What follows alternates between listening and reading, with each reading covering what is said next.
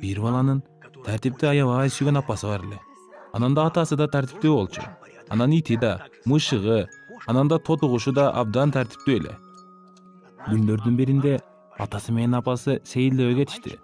А бала жалгыз калды.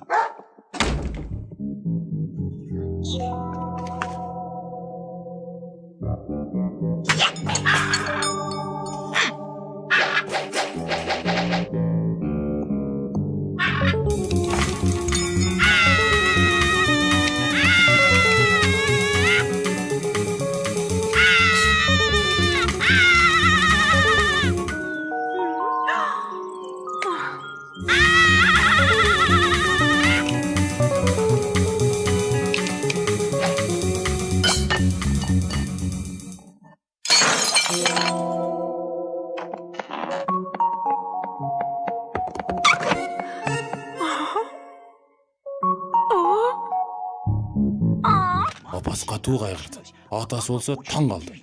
Буну ким жасады? Билбейм, мен эмес, буну тиги жерге моз кылды.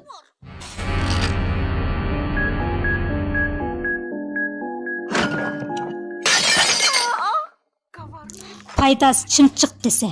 Мындай пайдасы чымчыктар токойдо жашашы керек. Жырткычтары менен бирге.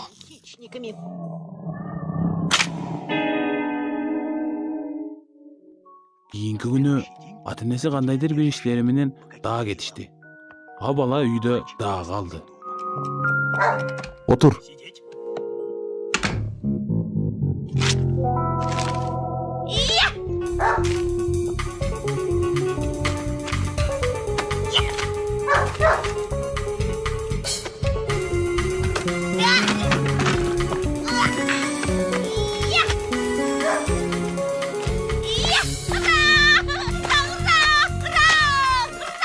Атасы катуу ачууланды. О, менин китептерим. Апасы таң калды. Мен эмес, тиги кылды.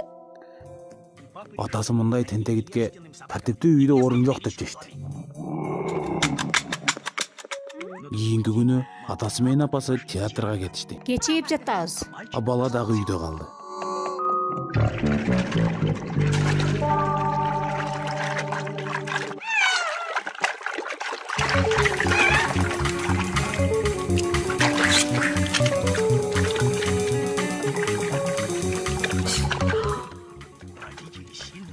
Баланын ата-энеси өтө таң калды.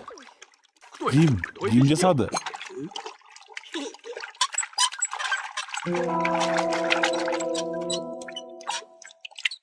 Жогол.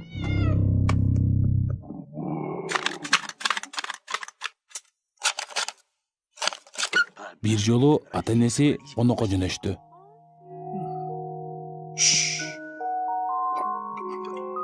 А бала дагы үйдө калды.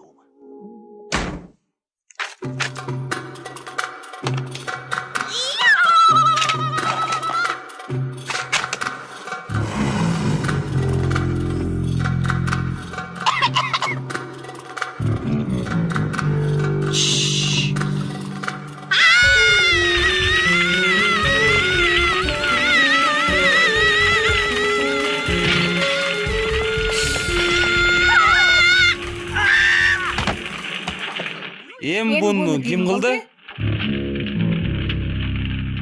Билбейм. Ойлон.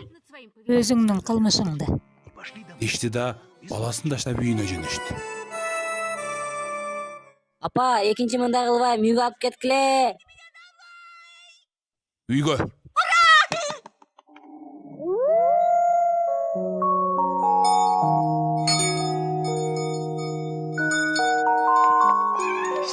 Ошондон кийин бала өзүн жакшы алып жүрүп, эч кимди алдаган жок. Буну ким кылды?